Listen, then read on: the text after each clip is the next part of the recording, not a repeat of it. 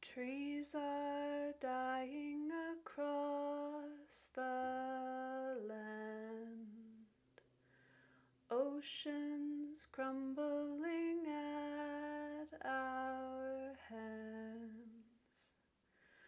We are failing to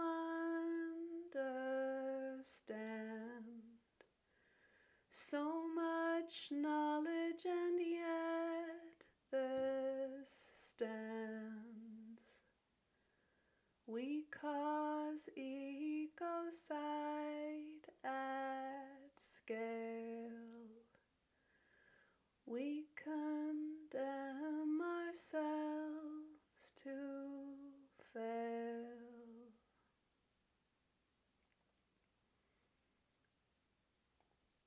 Hello, and welcome to the fourth WEWS. I'm your host, C. Savory, creator of Fractal Praxis. Thanks for joining. To access an earth where people are revered and respected, women, people of the global majority, people of color, children, differently abled people, and cooperation with the living world prevails. For that world to exist, the socioeconomic order we inhabit today must die. And we may not even have much choice about how or what we give up or sacrifice in the midst of this death. It could come crashing down destructively, or it may go down flailing in fits and spurts. But it will die due to its own failures.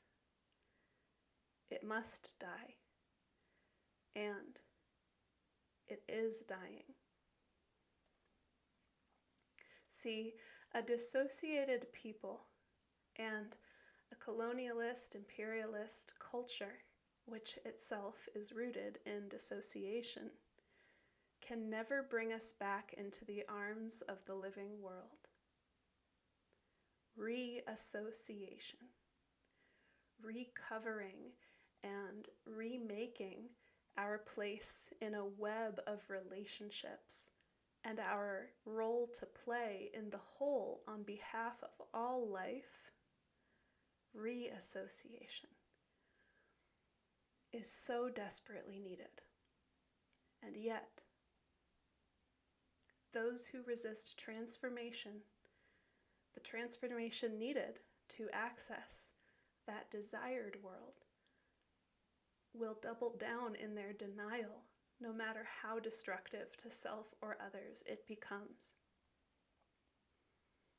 It breaks my heart the way dissociated systems and people claim power over everything and enact great harm from their own trauma, much of which has been buried and is fully subconscious. They cause harm and they relish it because they don't know anything else. To operate from a fixed ego after a certain point in human development is suffering. And today, in the so-called United States, we have a so-called leader who has not once in his entire life broken out of the illusion of ego, transcended ego. And so, he can only make decisions from within ego, to the gross detriment of us all. Not even the grand mythos of the United States of America will constrain an ego so distorted and so enabled. So the dying, the decadence and decay is simply accelerated, and it is more obvious to more of us than ever before. My friends, we live in a time of apocalypses. The word apocalypse originally referred to an unveiling, a pulling back of the veil, a loss of illusion, a revelation about the way things really are. Now, the violence against people and planet, structurally deemed lesser than, is explicit and out in the open for all to see. That doesn't mean it wasn't there before, but now it is overt. If you feel, too, this sense of the day-to-day world that you live in diverging dramatically from the behaviors of this government, that's right. You're correct. The cognitive dissonance is valid. Things get all kinds of haywire toward the end of the world. Ends of the world have happened many times before in human history. Imagine what the people of Pompeii were thinking. Natural disasters is one cause of the end of a civilization. Other causes include failures of culture and leadership, or ecological overshooting. Civilizations die just like any other organism, because civilizations are a type of superorganism. They die just like every other organism in history. Rationales die, belief systems die, and go down with them. But usually they get more extreme, more defensive, more aggressive, right before dying. Apocalypse may not happen all at once. It'll happen in stages of loss. And at this time, on the brink of an ending world, there's one thing we need to get really good at. And that's transforming, becoming. It seems to me that we have a culture of people with unearned privilege who, because they've never been meaningfully challenged throughout their lives or structurally within the rituals of society, they default to denial and petty bullying defensiveness. Ultimately, though, they are afraid of becoming. Collectively, we tend to be afraid of becoming, perhaps because in our process of internalizing a colonizer culture, we have lost our rites of passage. We have lost ordeals meant to transform us inside and out, and that show us the way through essential life processes to reach genuine wisdom. It's why I can't help but work a lot in designing and curating and hosting ritual spaces. And I emphasize in these ritual spaces the role of discomfort and cognitive dissonance, because these things fully belong in the process of shedding false selves. Perhaps people forget that death and rebirth are closely braided together. When I was 21 years old, I put my whole belief system about making the world a better place on the line. I constructed a lifestyle change experiment exemplifying my beliefs about achieving global sustainability and spreading goodness across the world. My beliefs were mostly wrong, and I lived through their failures by virtue of this committed lifestyle experiment that I had constructed. I got to live through their failures. Nothing quite like an experiential education. When everything you thought was true, when all the meaning you assigned to things about the world, about you, fails. But there continues to be a breathing process happening. Then you're still alive. You're still in the process.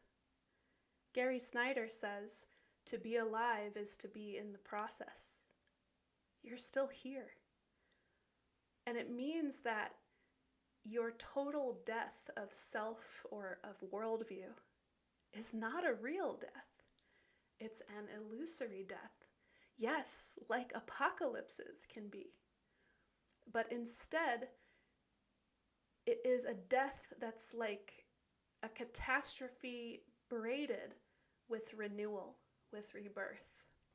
A major loss that is simultaneously a bridge to deeper learning. And through learning, we find our way out of the mire and into a new horizon, a becoming something beyond. Through learning, we cross those thresholds into new, greater worlds.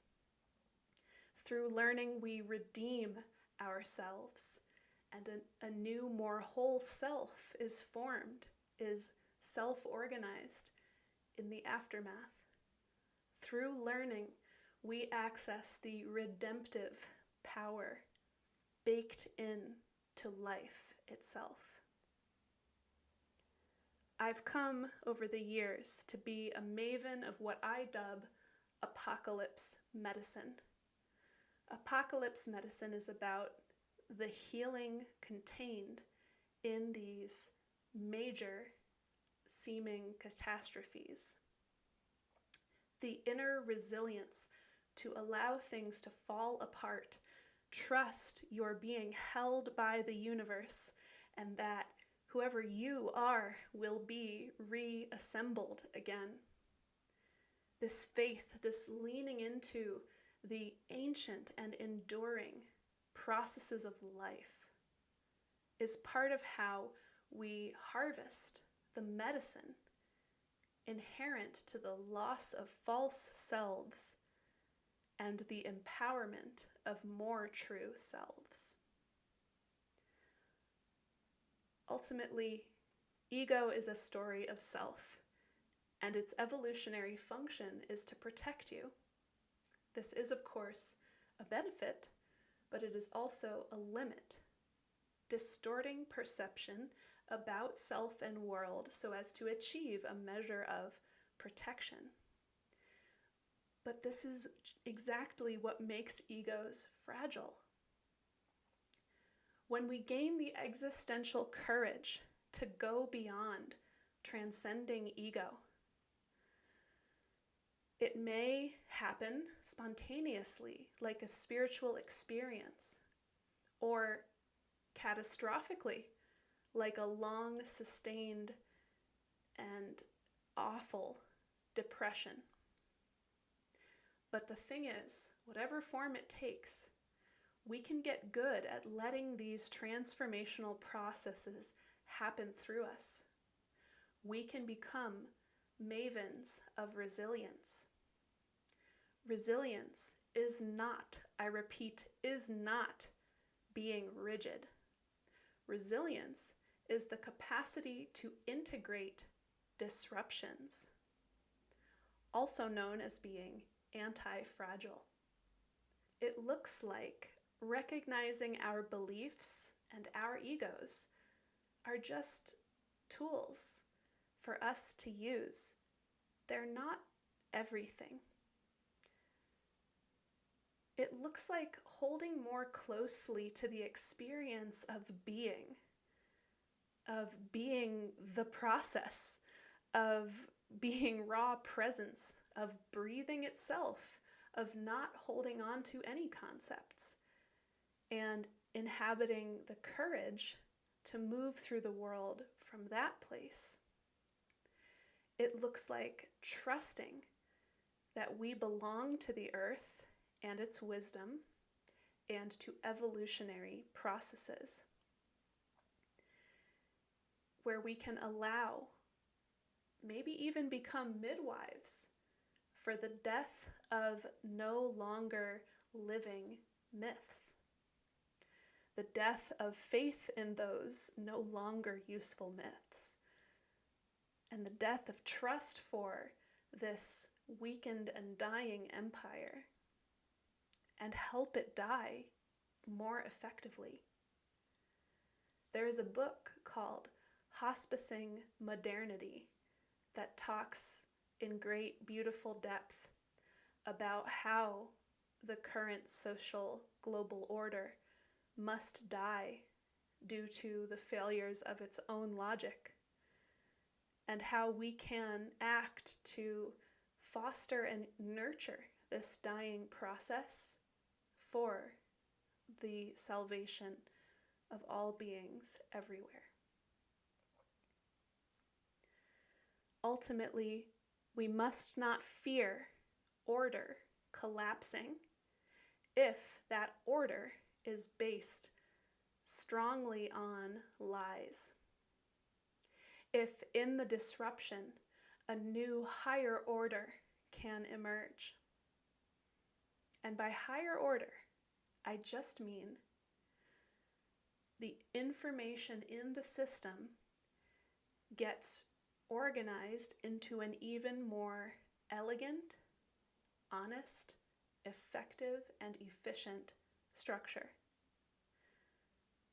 Truths prevail and endure long after bad stories die.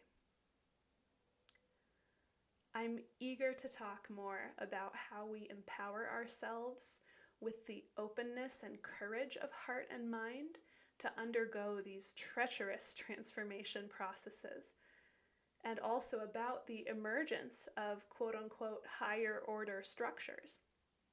How we can embrace complexity, not for the sake of living in constant overwhelm, but for the accelerating of a learning process that results in a more efficient and more effective worldview that ultimately is also more compassionate and inclusive of all beings. I'm excited to get into this more in future weeks' talks, because I believe it is essential to attaining liberation that we actually achieve a more high fidelity worldview and a more appropriate relationship, therefore, to all parts of ourselves and the world. And this is something we can do when we partner with evolutionary and learning processes and intensify them through us, through personal and collective practice. But let's save that for another talk. Here is a song to close about what I truly want and the world it points to.